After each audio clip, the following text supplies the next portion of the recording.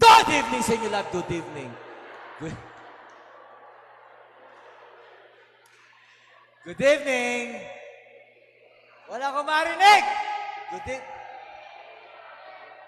Mas malakas. Yan. Good evening. Okay. Tiyatin ko na una ba? Tiyatin mo na itong Advent. Yan. Ha? So ito yung Advent.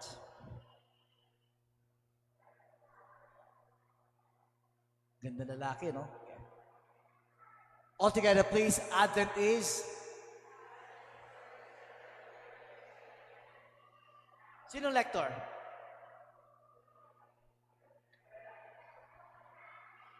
Advent. Advent is a season observed in many Christian churches as a time of expectant waiting and preparation for the celebration of the Nativity of Jesus at Christmas. The term is a version of the Latin word meaning coming. So pag sinabing Advent, si Jesus ay darating. Kakalimutan, pagka panahon ng Advento, yung coming ni Jesus is sinasabing first coming of Jesus. Papanganak sa sabsaban. Nung nabuhay si Jesus after his birth, naging bata, naging binata, nangaral, maraming hanggang sa buong buhay niya, towards the end, yung kanyang resurrection. Pansinin po ninyo, kung ngayon po ay December, by April ay Holy Week. May, April, Holy Week. After Holy Week, 50 days after that, after Easter Sunday, 50 days after po noon ay Pentecost Sunday. Mean to say, yung Pentecost Sunday na yun, the birth of the church. That must be sometime May. So in other words, from December to May, how many months? How many months? 6 months. December to May. 6 months. Yun yung birth of the church. So sometime, maybe March or April, pagdating ng May, Pentecost. Now, the second part ng ating celebration is the life of the church. Ito yung sinasabing ordinary time celebration. Nakapangapari, naka-green na. Ang dulo nung from May to November, ang dulo nun ay Christ the King Feast. So si Jesus, second coming ni Jesus, ito yung kanyang last judgment. So yung Christ the King Feast, we celebrated December 24, November 24. Yun yung Christ the King Feast. December 1, first Sunday of Advent. Tama ba? Parang ganon. Okay, anyway. So Jesus coming. Now, meron ko sa kaibigan. Mami, dito ako, Mami. Ha? Para makita ko sila. Thank you, Mami. Ha? Bango ni Mami, may pinipig pa.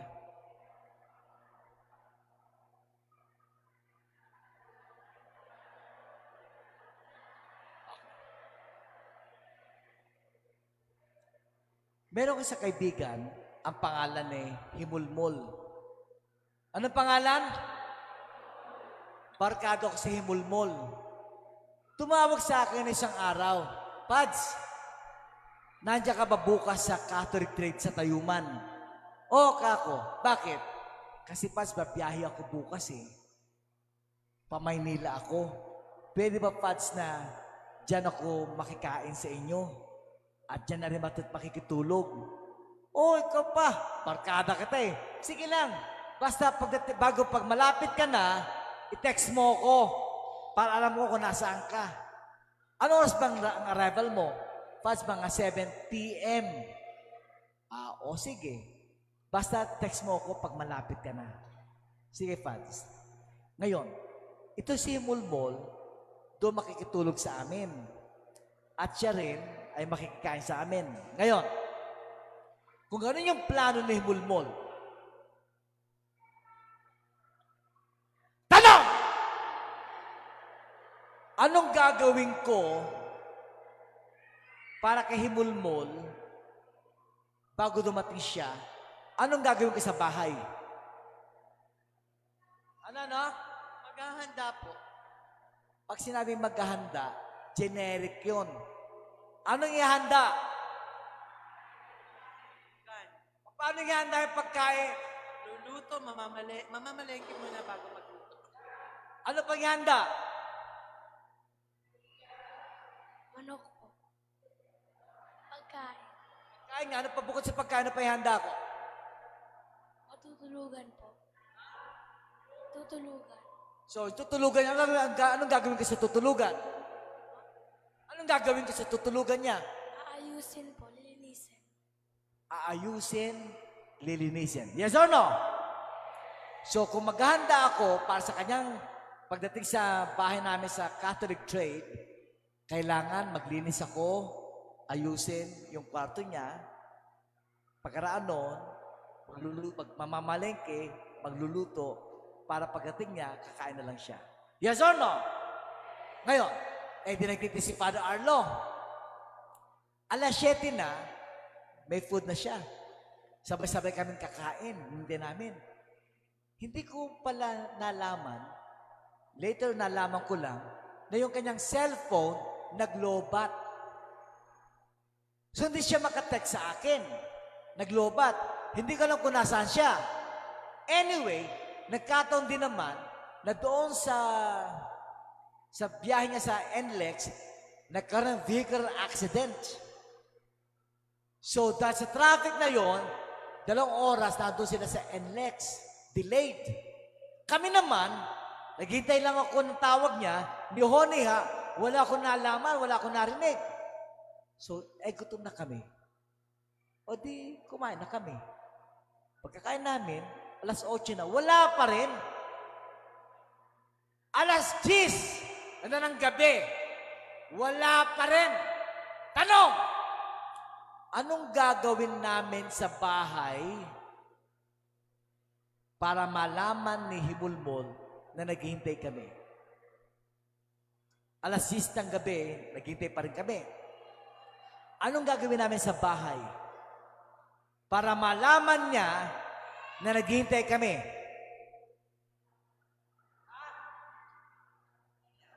Buksan ang ilaw.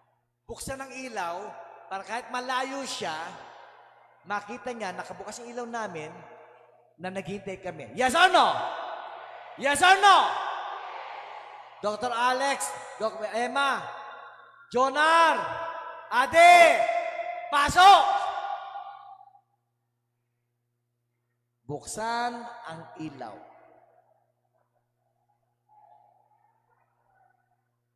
Yan ang kaunting drama.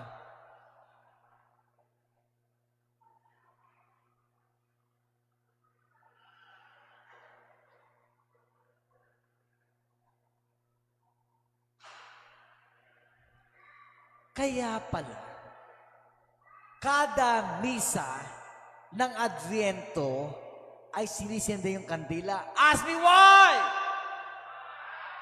Para ipaalam kay Jesus na naghihintay tayo. Alam nyo, na-realize ko rin.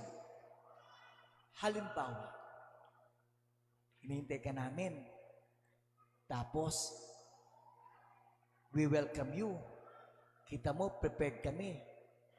Anong feeling mo na naghihintay kami at prepared kami for you? Masaya. Masaya po. Common sense, di ba? Pag nalaman ng bisita na hinihintay siya at saka prepared yung tatanggap sa kanya, masaya ang bisita. Yes or no? Yes or no? Kaya masaya si Jesus kapag ka nagsisinta yung kandila. Palapakan natin si Doc Alex and Emma, Jonah at saka si Adi. Adi, ano nga pala apelido nyo? Akala ko Shonal. Shonal. Adi. Shonal. Ah, nako, ang bagal-bagal mo. Okay. In other words, common sense. Kung bisita kita, naghihintay ako, pagdating mo, wini-welcome kita, masaya ka, di ba? Opo. Same thing. We make Jesus happy when we are prepared for His coming. Kaya, He is coming and we are welcoming. So we are welcoming, prepared tayo sa Kanyang pagdating. Ngayon, ano ang dapat i-prepare kay Jesus after tayo magsindi ng kandila para param sa Kanya na naghihintay tayo? Anong preparasyon ang dapat? Sinabi mo kanina, maglinis ng Kwarto. maglinis sa kwarto. Yan.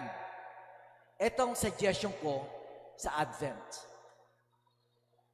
All together, please. Maglinis tayo. And I will suggest, yung mga bagay dapat lilinisin. Number 1. All together, please. Yes! Ibig sabihin nun, maglinis kayo ng kwarto nyo. Ibang pakiramdam na magpapasko, yung kwarto nyo maayos. Suggestion lang. Yung hindi mo kailangan, itabi mo na. Example.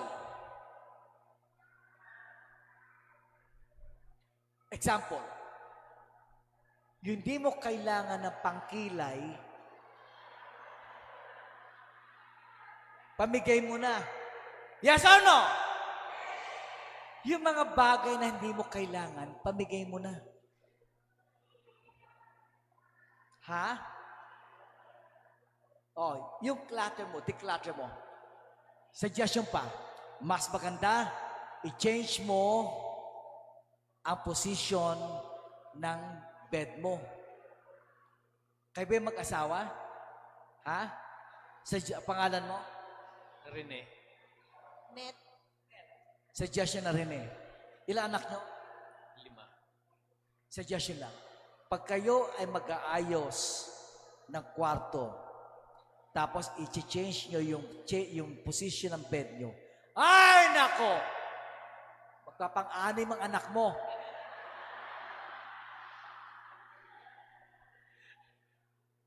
Iba yung pakiramdam pag maayos yung kwarto mo. Mga bata, suggestion lang. Linisin yung kwarto nyo. Iba ang pakiramdam. Mga altar servers, linisin yung kwarto nyo.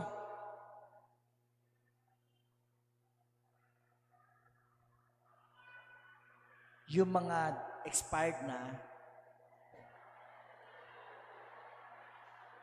Okay. Ako, practical lang. Gumawa ako ng gift giving. Usually, gift giving munito-munita. Di ba? May nabunot na ng pangalan. Or, by the number, parang raffle-raffle. Sa aming kultura, pag may pare, yung mga pamangkin, kamag-anak, pipila sa pare. Bibigyan ng 200 pesos. Ganun lagi. Ayoko ng ganong klaseng namamas ko. So, gumawa ko ng isang pamimigay ng aginaldo, ang tawag ko ukay-ukay. Ukay-ukay. Ginawa ko itong ukay-ukay na to, for more than 30 years, nagpapa-ukay-ukay ako. Anong ginagawa ko? Halimbawa, to clean up my clutter, may nagbigay sa akin na t-shirt, large. Malaki. Binigay na sa akin. Itatabi ko yun. May nagbigay sa akin ng wine. Itatabi ko yun. May nagbigay sa akin, halimbawa, ng pati underwear. Tatabi ko yun. Pati yung mga delata na binibigay sa akin sa offertory, tinatabi ko yun. Pati mga chocolate ko, kasama yon. Plus, yung mga gamit ko na ginamit ko na, like yung towels ko, yung aking tuwalya, na ginamit ko na for 2 months, itatabi ko yon. Pati yung mga brief ko, kasama yon na ginamit ko na. Pati yung perfume, kalahati na lang naman, kasama sa ukay-ukay yon. Yung box ng perfume, lalagyan ko na lang ng bato. Pambluff po. So, ganun po yung ginagawa ko pagka nagpapaukay-ukay ako. Ang mangyari, ako lang nakakalam kung ano yung laman ng box na yon. Halimbawa, ito yung sala namin. Sabi ko sa pamangkin ko, o sige, maggawa na kayo ng number nyo. 1 to, mga 30 kami, 30. O sige, 1 to 30. Yan na. Malabo rin sila, 1 to 30. Ako naman, dito sa baba, merong malaking merong parang harang. Isang parang nakaharang na pader. Nasa likod, dito, nasa likod yung ukay-ukay. Yung bago, tatanggalin ka sa plastic. Ihalo ka sa luma. Para yung luma, magmukhang bago, yung bago magmukhang luma. Tapos, pagkalimbawa, number 1, tatakbo na. Yan, sabi ko, 5, 4, 3, 2, 1. Number 2, pagka may edad na, halimbawa, yan, nahirapan ka na maglakad. Number 2, ang bilang 5, 4.5, 4. Ang maganda nun, yung gift niya, tinakbo niya. Pinaghirapan niya. Kaya minsan sabihin ko, uy, kilala kong t-shirt na to itong polo shirt to Opo, tito, ukay-ukay. Pinagmamalaki pa sa akin. Kasi tinakbo nila yun Talagang pinaghirapan nila Hindi lang basta ako namigay. Tapos, tito, itong chocolate mo, expired na Ukay-ukay nga Kaya yun, doon ko nakikilin up yung clutter. Ewan ko kung sana wala sa plano to Yan. Ay, daddy ko yan. Ang birthday ni daddy is December 25. He is 97 years old.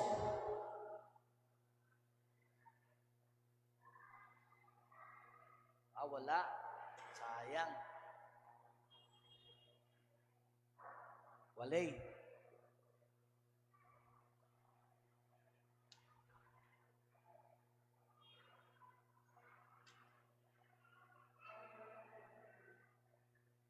Mataba daw ako ngayon. Matalag pinakonsol ko yung pagkain. Mataba na ako. Paano ka akong dami nag-aalaga? 97. Pag birthday ni daddy, December 25, nasa Tagaytay na ako, yun ang ukay-ukay namin. Si daddy ko yan.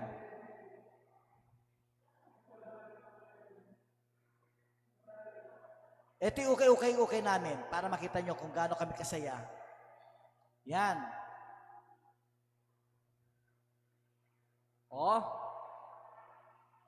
Sama-sama yan, Tapos tatakbo sila. Yan. Tapos minsan yung susut nila, ukay nila.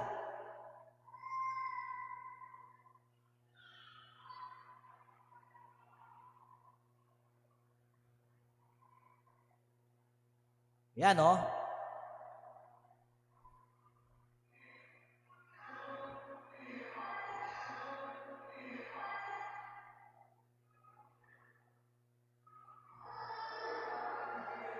Sinusot nila yung may mga kaibigan na bibigay ng patiklos ng babae. Sinusot nila, kapatid ko yun.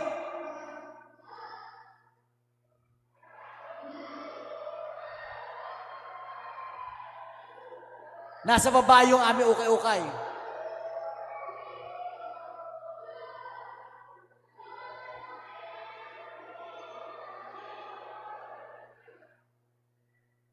Pamangkin kong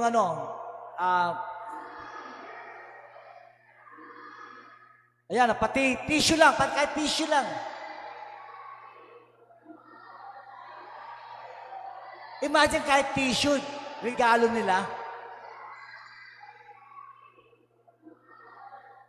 Oh, tinusot nila, oh. Pamangkin ko.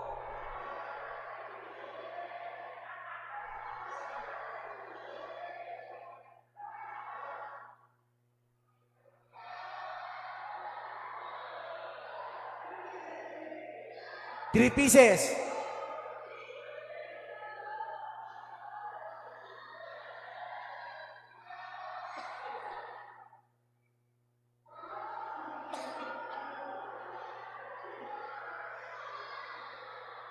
Mga pamangkin ko.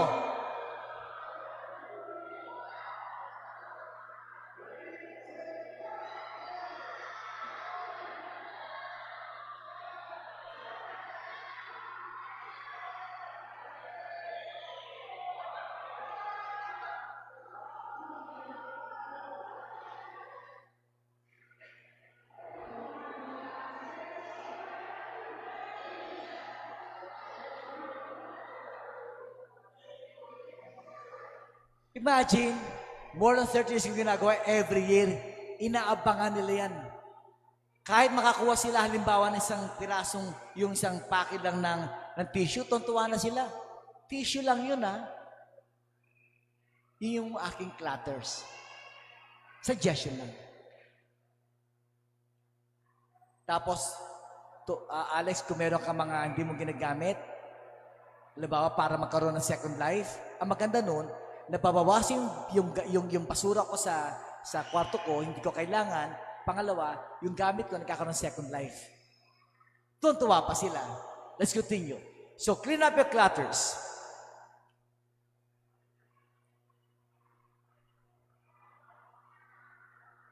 Yan, okay? All together, please.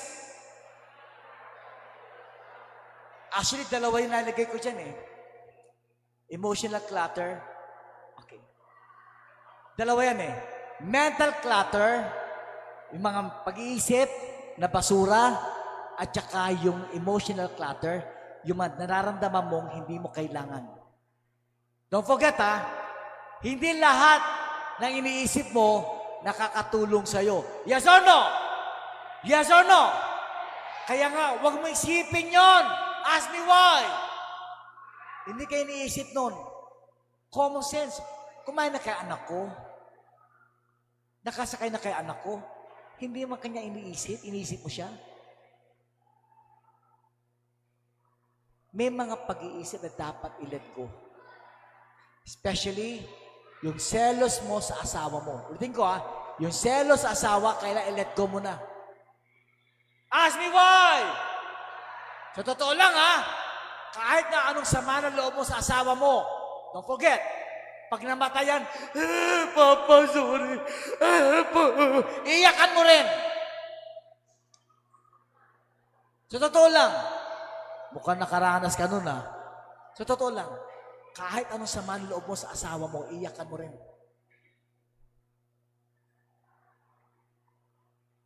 At kahit anong galit mo sa tatay mo, iyakan mo rin.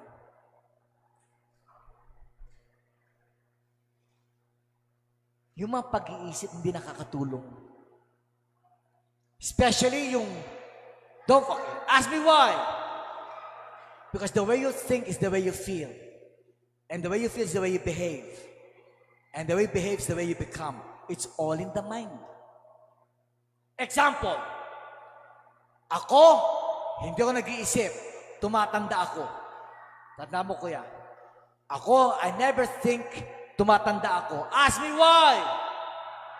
Pag sinabi ko tumatanda ako, manghihina lang ako.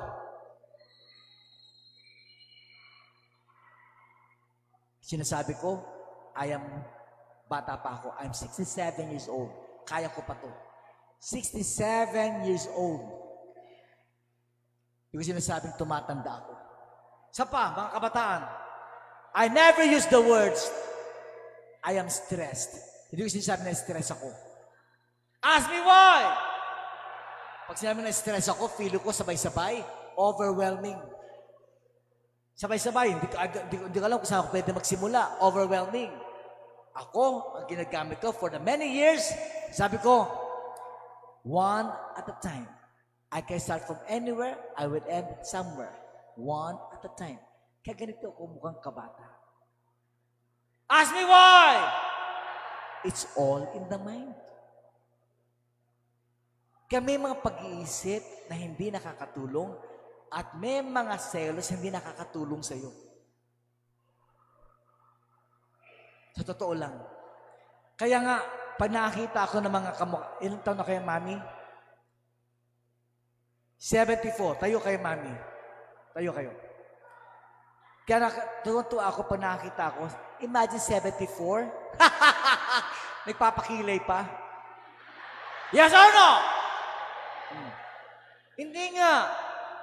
Honestly, I am not in favor na merong age limit ang magsiserve lector commentator at saka lay ministers. Ayoko na may age limit. As long as kaya niya, kahit na pa 85 years old siya, basta kaya pa, go! Ask me why! Kasi up and about pa siya. Pag siya nasa bahay lang, lalo siya manghihina, madaling mamatay. Yes or no? Yes. Up and about, yung mental at saka yung emotional clutter niya, tinatanggal niya. Kaya ko pa to. Suggestion lang. Kaya nga, anything na hindi magandang pag-iisip. Example, mga bata, example, don't ever say, binubuli ako. Huwag sabing binubuli ako. O may mga basher ako. Tignan nyo yung gospel today tungkol sa mga bashers. Kung narinig nyo po, ito yung gospel today.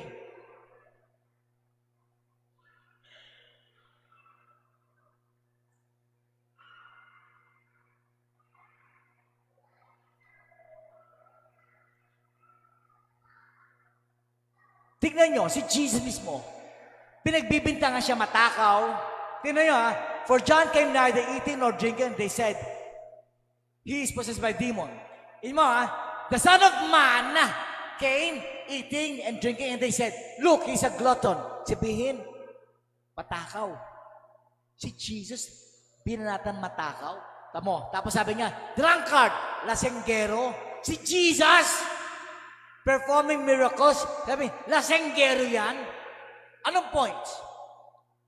Kung ikaw nakaranas ka ng mga negative na tao sa'yo, kung papatulan, hindi nakakatulong. Huwag ka na lumayo. Kung si Jesus nga nakaranas ng bashers at saka mabully, ikaw pa. Si Jesus nga na mayroong mga miracles marami na tulungan may mga kumukontra sa kanya Ikaw wala ka magano tulong ganong karami Magdadamdam ka, may bashers ka. Excuse me.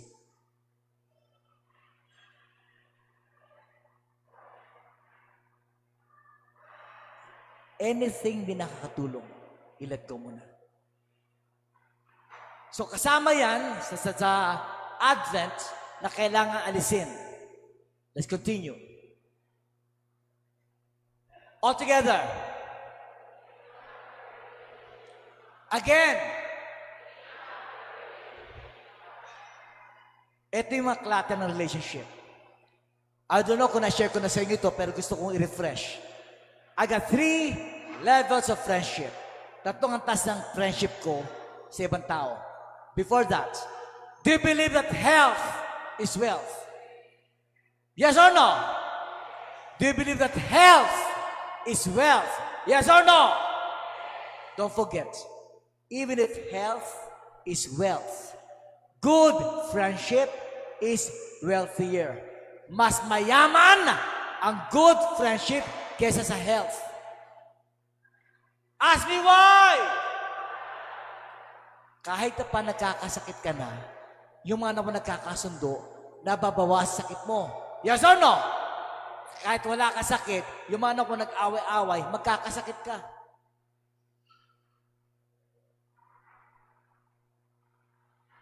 Mas maluwan ang good friendship kesa sa health.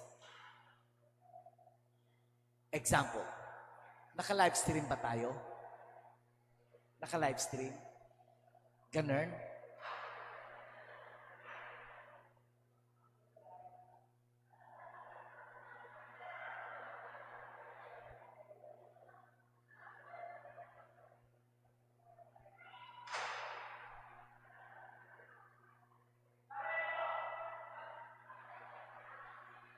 Yung away-away nila, bagay, nasa social media naman yun eh. Kung ikaw yung mga magulang at mga kapatid mo yun,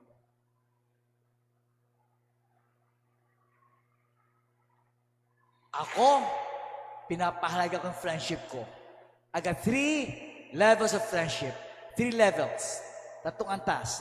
Level 1, high hello friendship. Hi, hello. Hi, Father Arlo. Hello, Father Arlo. Hi, Father Marvin. Hello, Father Marvin. Ganun lang yon. Hi, hello, friendship. Kaya kumaka ni Jesus, pumasok sa Jerusalem. Hi, Jesus. Hello, Jesus. Yun lang yon. Hi, hello, friendship. Level 2,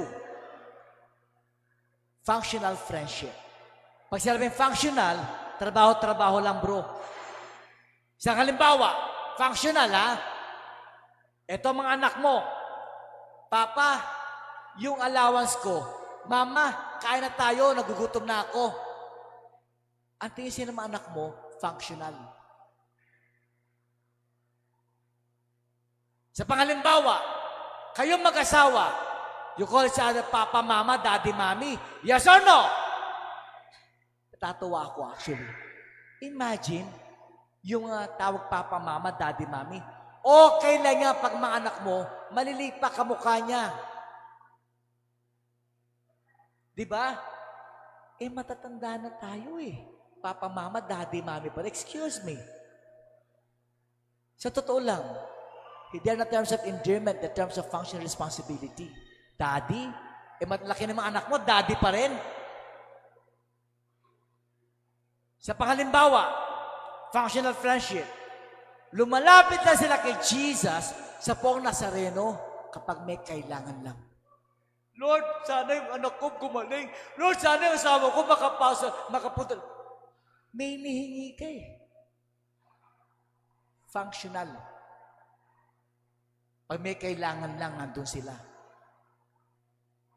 Level 3, ang tawag ito, personal friendship. Anong tawag mo sa kanya? Lolo. Pang matanda yun. Suggestion lang ha. Don't call in anymore each other pag medyo may edad na. Papa, Mama, Daddy, Mommy.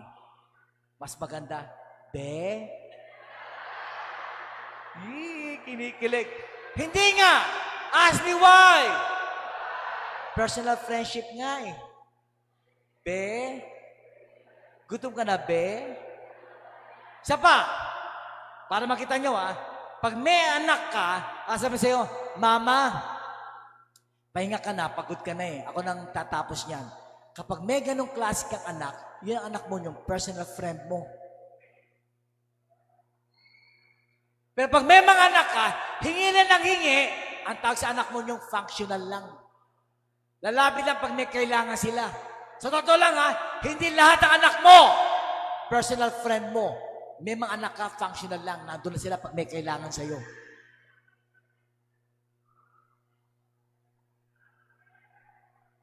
Sa totoo lang. Kaya, yung barkadahan namin na Dr. Alex, ni na Jonar, personal friendship yun. Kahit ako yung pare. Tapos, kukulatin kita. Personal friend yun. Totoo lang, opo. Sa totoo lang, pag masungit ka, hindi ka lalapitan ng tao. Yes or no? Pero pag palangiti ka, marami kang personal friends.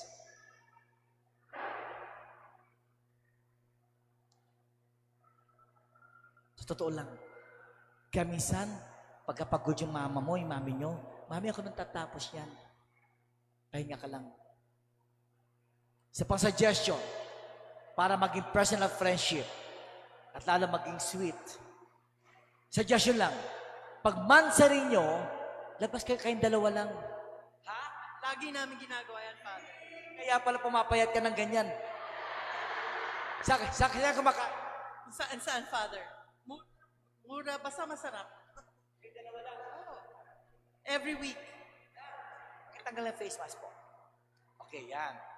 Pero mga pagka-personal friend, lagi sila lumalabas. Kasi pagkasama mo ang mga apo mo tsaka mga anak mo, functional yon. Kapag kain sa labas, functional yon. Pero pag kayong dalawa lang magkasama, kahit maliit pa mga anak mo, kayong dalawa lang. Pangalan niyo po, kuya? Tony Fernando. Tony. Nanette. Now, kay Tony, kiss the bride.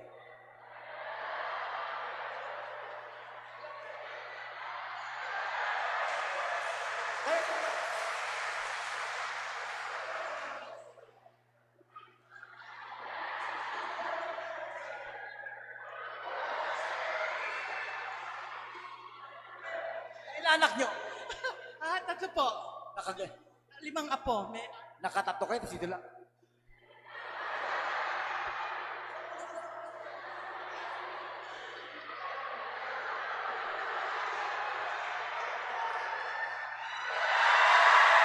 Palapakan natin!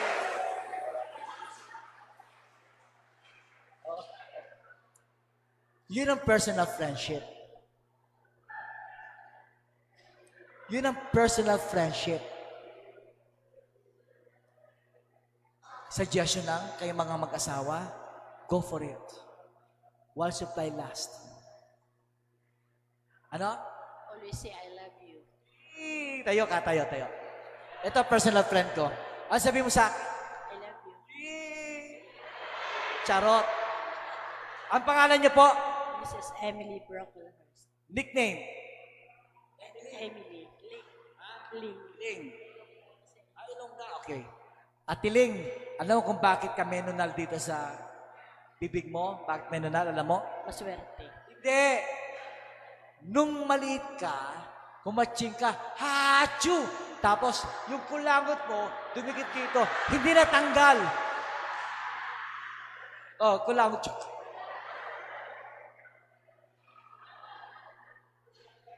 Napansin itong ating recollection, parang personal friendship. Yes or no? Very light. Tandaan nyo to, pag magandang samahan, lahat ng trabaho, madali yan. Kaya nga mga ministers, lay ministers, letter commentators, altar servers, iba pa, greeters, don't forget, hindi lahat ng kasama mo sa ministry, personal friend.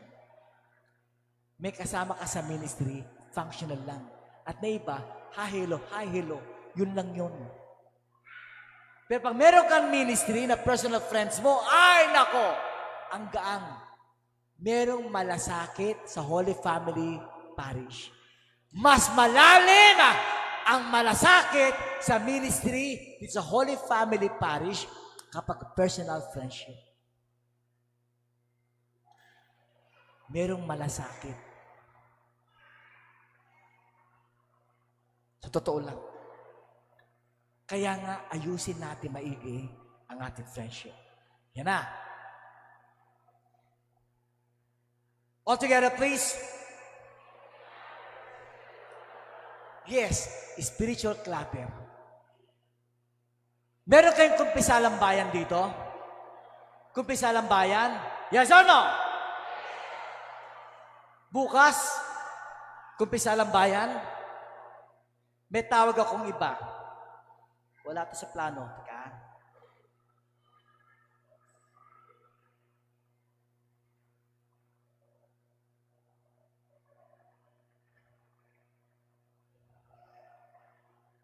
Ito yung tawag ko, imbis na kumpisa lang ba yung pista ng kapatawaran.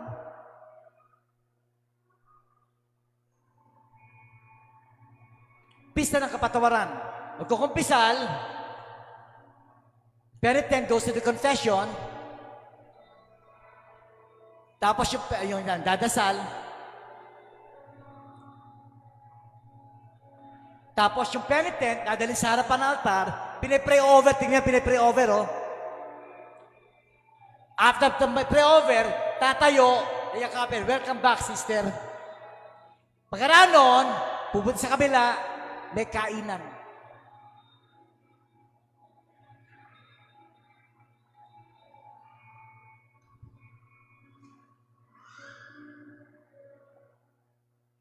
Ginagawa ko yan, been suggesting for many years about pista ng kapatawaran.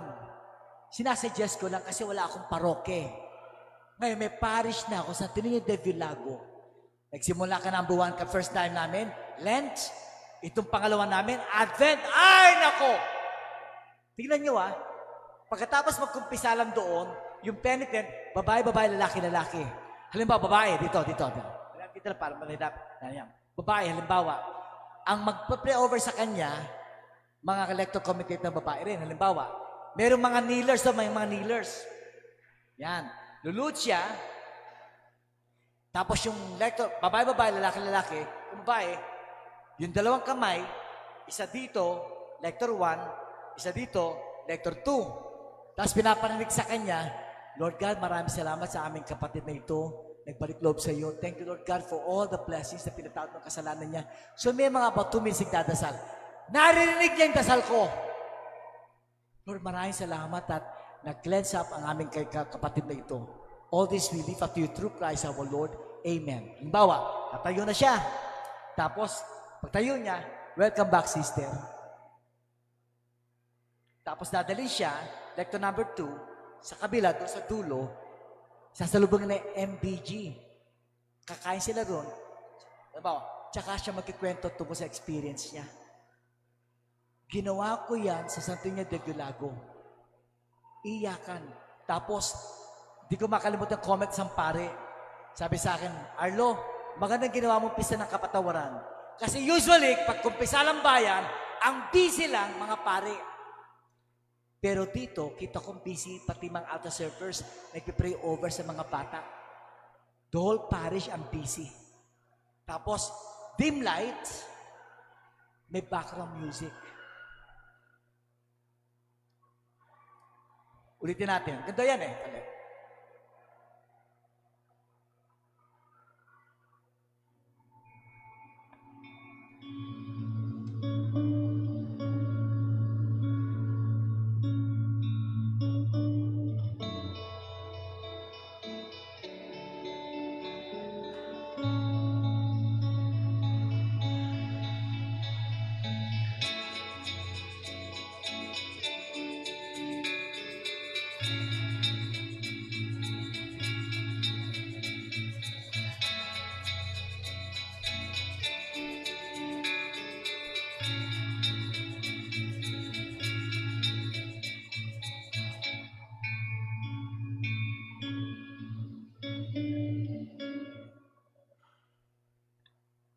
Suggestion lang. Iba yung pakiramdam. Prodigal son.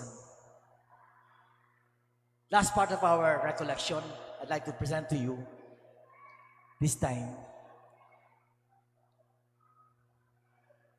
yung tema natin. Abado di Padre. Kasama sa preparasyon natin, your patience.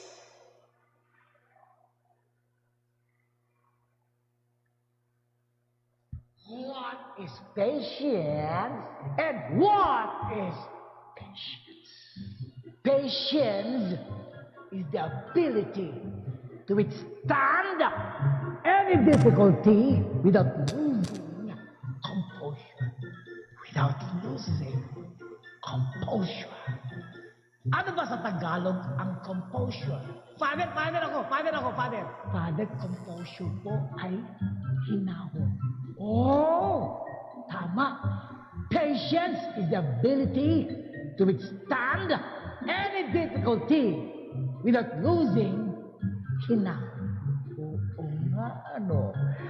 Itong hinahon. May mga bata naglalaro. Ang kukulit! Ito ikaw, apektado sa kakulitan nila. Oh! Noon, titigilin mo, wag lang mawalang hinahon. Noon, kaya pala ang patience sa Tagalog ay mahaba ang pise. Pakiulit nga. Mahaba ang pise. Spell pise. P-I-S-I. Spell it backward. I-S-I-P. Kaya pala pag sinabing pise, balik na rin, ise. Yung pala sinasabi. Pag mahaba ang pise, malawak ang isip. Pag may clear ang pise, makitid ang isip. Yun pala ang patience. Kaya pala. Sa Luke chapter 9, si Jesus pupunta ng Jerusalem kasama kanyang mga alagad. At ginawa pa ni Jesus na siya advance party. At doon sa advance party niya, dadaan siya sa Samaritan village. Naalaman niya ng mga Samaritano na si Jesus ay pupunta ng Jerusalem. So, ang ginawa ng mga Samaritano, they did not welcome Jesus. At nagalit yung mga alagad. Sabi ng mga alagad kay Jesus, Lord, sige na naman, paintulutan mo kami dahil pagdadasal kami na sana ulanin sila ng apoy. Palipulin sila. Ang yayabang nila. Galit yung mga alagad. Jesus, rebuke them. Huwag ganyan. Habaan niyo ang pasensya. So Jesus rebuked them kasi maikli ang kanilang isip. Pinapalawak ni Jesus ang kanilang isip. Kaya pala, patience is the ability to withstand any difficulty without losing composure. Kaya pala. Yan. Okay. And last point po, this one. Ito yung tema binigay sa akin ni Ade para makita nyo yung Advent, clean up your clutters, kasi we welcome natin si Jesus, candles, simbihan. This time, yung tema, next year, 2025. Ito po yan. Basta natin, Jubilee 2025. Anong title? Okay.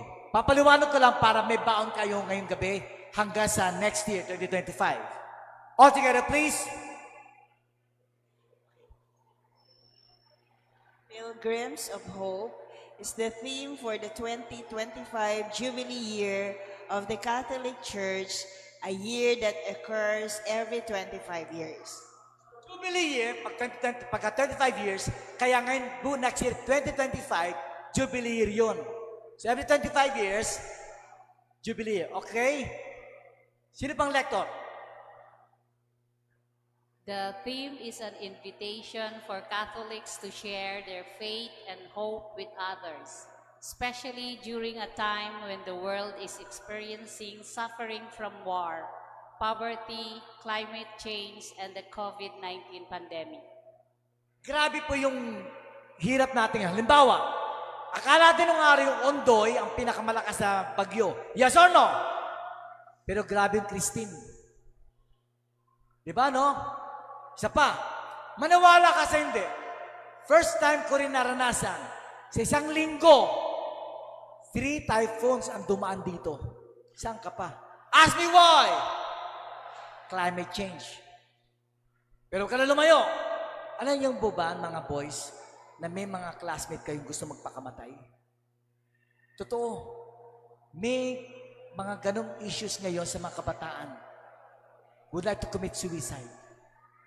Kaya nga, this team, hope, para pinapakita, kailangan talagang bigyan natin ng atensyon. All together, please. The Jubilee year will begin on the Christmas Eve 2024 when Pope Francis opens the Holy Door of St. Peter's Basilica and end on January 6, 2026 when the Holy Doors closes. The year will include pilgrimages, missions, and other events.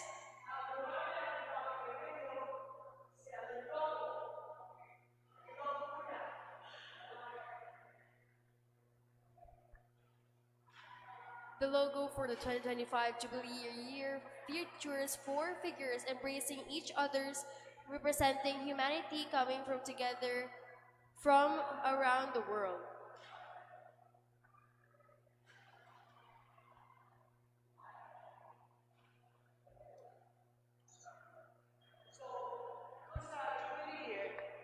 Apat yun. Representing humanity coming together from around the world. Yakap kayo sa akin, yakap kayo sa likod. Yan. So, ganyan yan. In other words, isa kami. Nagkakaisa kami patungo sa isang direksyon. Embracing each other, representing humanity, coming together from around the world. So, ito yung sinasabi namin pagkakaisa natin. Okay? Para natin ating mga props. Thank you po. Thank you. All together, please.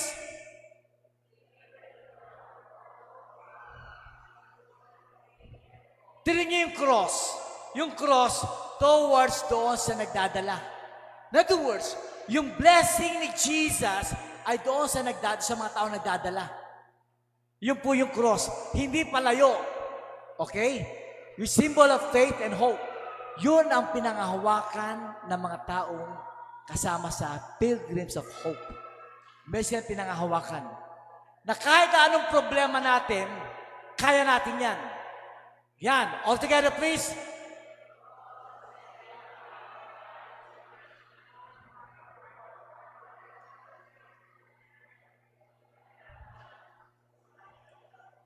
Pag sinabing anchor, ate, ang tawag yun naka-angkla. At ang pinaka-angkla nyo, yung panampalataya. Kaya hindi kayo bibigay sa kahit anong problema, sa totoo lang. Ang Diyos ay nandyan para sa inyo.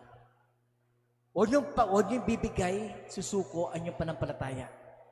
Ask me why! Mas maraming tutulong sa inyo kapag meron kayo nakita sa kanan sa inyo, yung face niyo kay God. Mas maraming tutulong. All together, please. Rough waves. Tingnan mo, rough waves. Under the figures to symbolize that life's pilgrimage. In other words, kahit na pa na kay Jesus ka na, this life is still medyo mahirap pa rin. Pero gagaan siya kapag kasama mo si Jesus. Na kahit na paano mangyari, kasama ka lagi. Ito na, last. Pope Francis stated in his February 2022 letter announcing the Jubilee 2025, we must papaypayan, the flame of hope that has been given us and help everyone to gain new strength and certainty by looking to the future with an open spirit, trusting heart and far-sighted vision. Tayo nga kayo tatlo. Apat. Dito kayo. Nagsiserve kayo dito?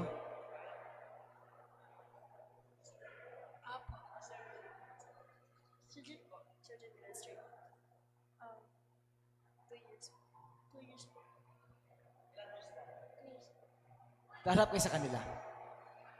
I'm asking them kasi sila yung tinawag ng Diyos magbigay ng pag-asa sa mga classmates nyo. Mas malaking bagay kapag nakikita nila yung faith nyo. Pag meron kayong mga kaklase na nagkakaroon depression, nalulungkot, especially pag ang mga parents sila, binububog sila, at nandun kayong mga bata, ay sabi sa iyo, you become pilgrims of hope. Kayo nagli-lead sa kanila para sila ay magkaroon ng pag-asa. Para pa natin ating mga bata. Thank you. Salamat. Last, kung ganun pala ang ating pangunawa next year, sana kayo ay matutong magbigay ng pag-asa sa iba. Kaya nga bandang dulo, yung salita ng Diyos, number 1, hope means harmony. Magkaisa. Kamukhang ginawa ito kanina. We become united. Number 2, obedience. Obedience kay God. Yung pagsunod natin sa Diyos. Number 3, pag sinusunod mo si Lord, magkakaroon ka ng peace, pag-asa. And number 4, kamukha ng batong ito, empowerment para sila ay magbigay ng pag-asa sa mga classmates nila. P.S. Para madaling intindihin lahat yan, kailangan meron tayong pangunawa. Halimbawa, pangunawa. Halimbawa, sinong dalaan?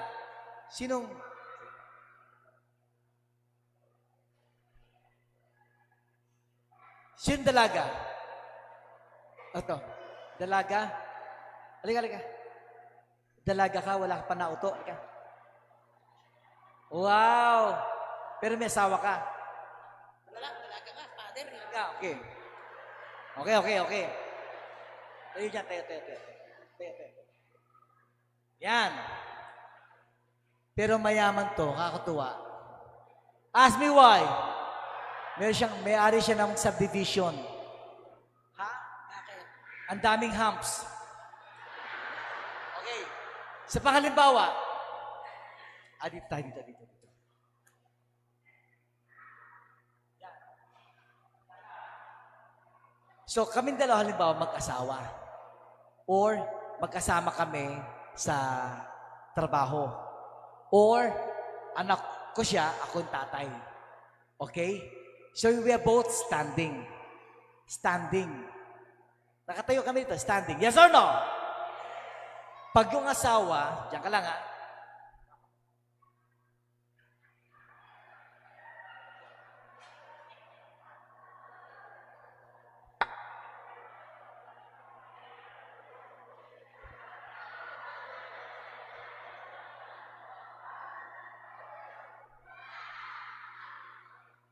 Kanina, we're both standing. May mga asawa, feel niya, outstanding. Ikaw lagi mali! Sinabi ko sa'yo pag! Pagkagalita ka lagi, feeling niya, outstanding ako. Yes or no? Kami mga mag-asawa, sa relationship nila, hindi sila personal friend. Kasi yung isa, outstanding. Pero mas maganda,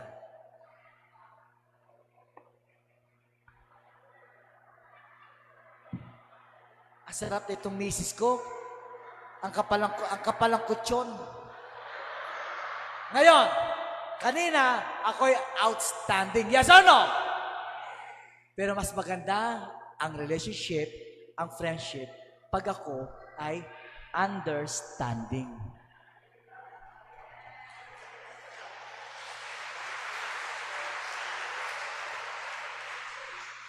At pag siya ay bumaba rin, meron kaming mutual understanding. Yeah! Ang pangalan mo? Mari po. Marie. Ang ganda ng pisngi mo. Ask me why!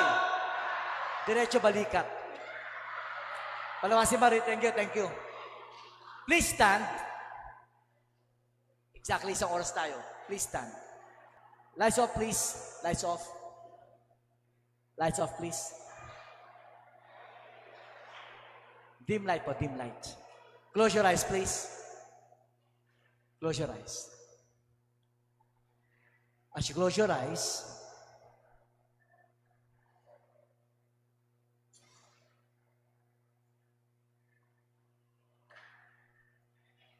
think about your clutter, especially your relationship. I suggest, sino-sino sa makasama mo sa bahay ang personal friends mo. Minumungkahi ko rin, sino-sino sa simbahan, Holy Family, Parish, ang nakikita mong personal friend mo.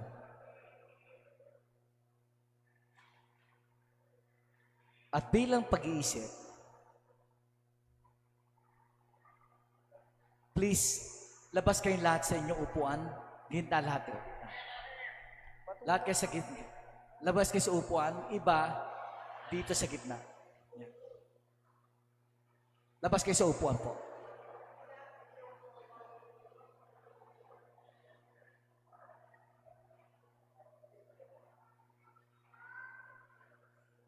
Close your eyes. At dito sa simbahan, sino-sino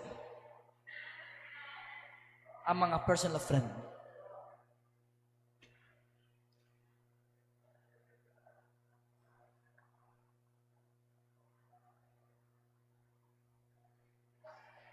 Minumungkahi ko.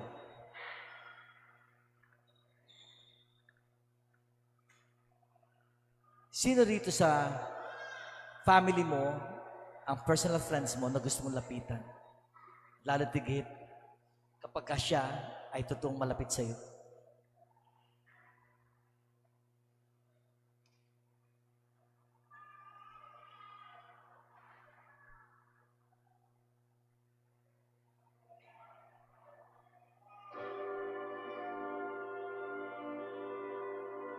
Lights off, please. Tandaan nyo, magpapasko na. I'm sure kasama mo rito ang asawa mo. Iba kasama mo yung mga anak. Kayo mga anak, alam ko, kasama nyo yung mga magulang nyo. Suggestion lang po. Bilang paghanda sa Pasko, puntahan nyo yung mga taong sabihin mo, you're my personal friend. One-on-one, yayakapin mo siya, sabihin mo, you're my personal friend. Tanda mo, yung understanding niya. While supply last, habang nandyan, yakapin mo na. One-on-one. Kaya kayo mga bata, auto servers, puntahan nyo kasama sa ministry. Let us commentators, puntahan nyo mga kasama sa inyong ministry.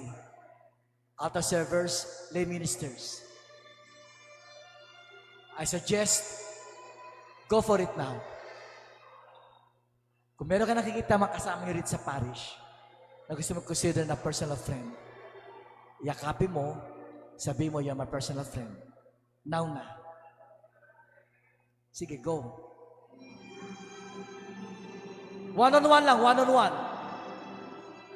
And just be honest with your feelings. Go. Hanapin yung gusto yung sabihin na personal friend.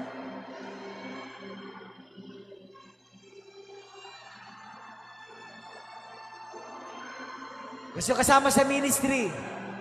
Auto servers, choir. Puntahan nyo. Lapitan, lapit.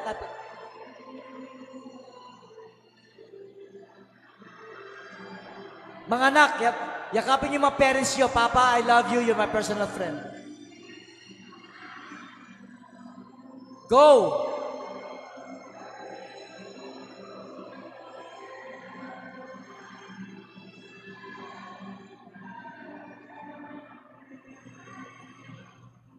Kaya maya, reach out to others. Lapit. Huwag kakaway lang, huwag lang kakaway. Huwag lang kakaway lang, lapitan niyo mismo. Effort.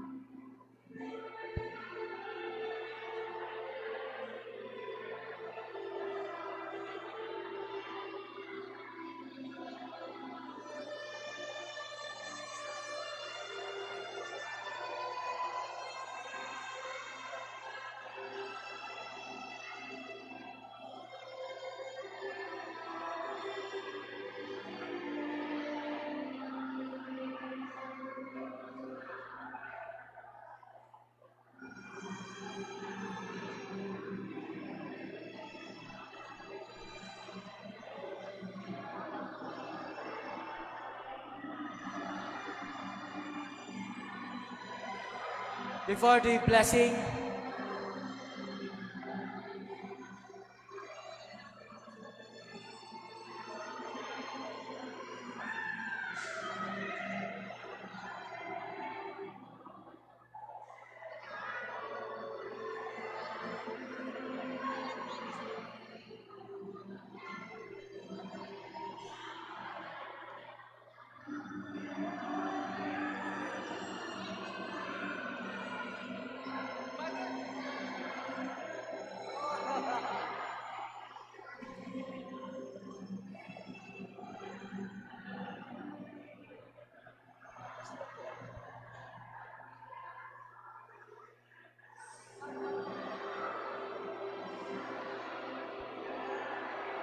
Before I give you a blessing,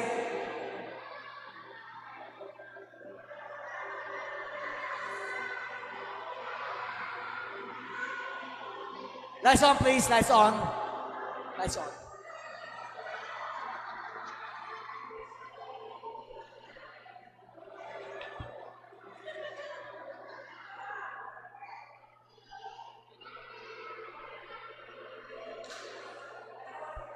Lights on, please.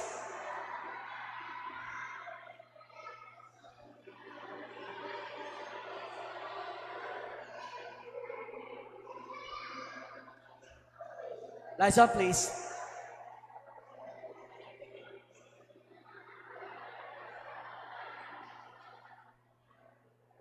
Somebody approached me just before the final blessing. I'd like to ask Nicole, please. Nicole, where's Nicole? Nicole, where's Nicole? Come on. This one is a testimony of healing. Testimony of healing.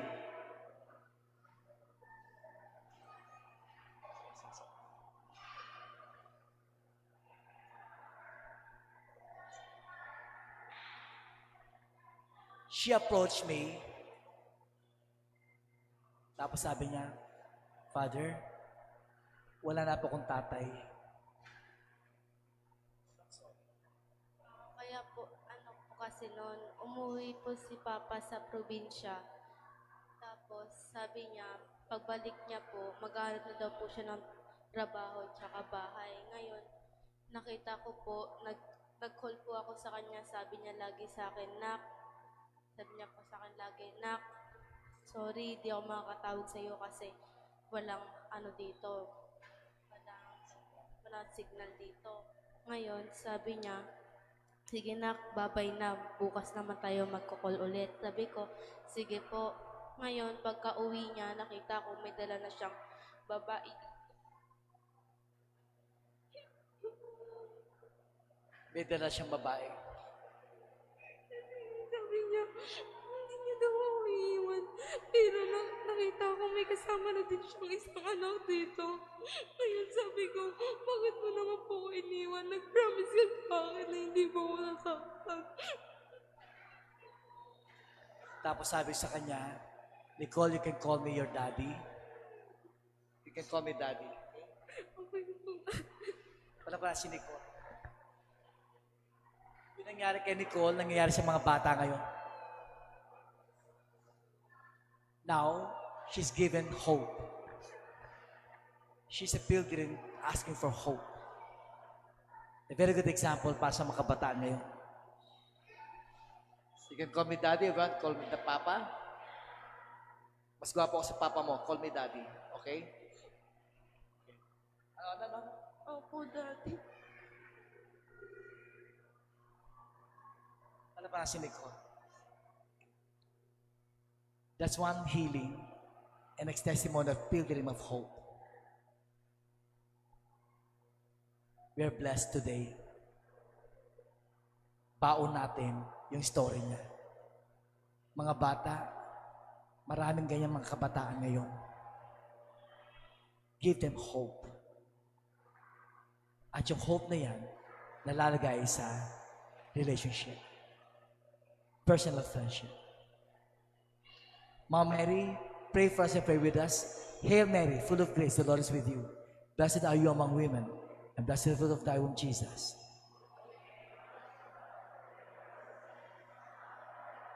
Please stand. The Lord be with you. Don't forget, create personal friendship with Jesus. Not just functional, but personal friendship with Jesus. May Master God bless you in all your intentions. In the name of the Father, and of the Son, and of the Holy Spirit. Amen. Maraming salamat po. Thank you po.